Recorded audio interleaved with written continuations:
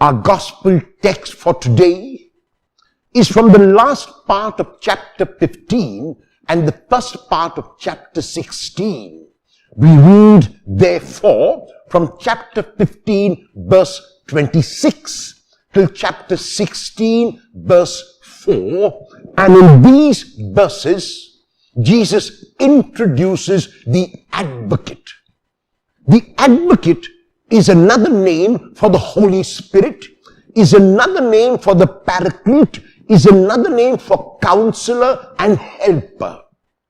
The word Paraclete, which comes from the Greek parakletos, means someone who is called near at the time of trial to defend the person who has been accused.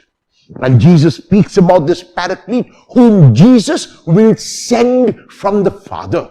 And the Paraclete will be the Paraclete of truth, the Spirit of truth who will witness to what Jesus has said and who will continue the work of the kingdom which Jesus began. This Spirit, because it issues from the Father and from Jesus, will be the witness in action to what Jesus has indeed said. And that is why Jesus has told his disciples that he is not going to leave them orphaned. He is not going to leave them alone. Even though he has got to ascend to the Father, he will ensure that his presence continues to be with the disciples through this advocate whom Jesus will send. The advocate, the Holy Spirit, is unobtrusive.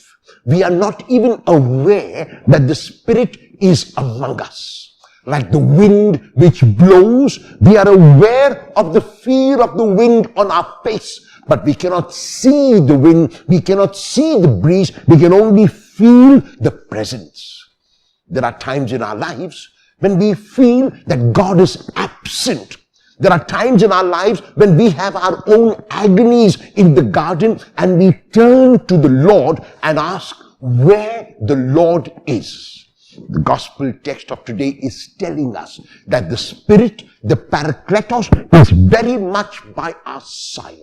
Even at those times when we cannot see the Spirit as clearly as we would like, we must, if we open our hearts, feel the presence of the Spirit, because the Spirit is a promise made by the Lord, and the Lord is always faithful to his promises.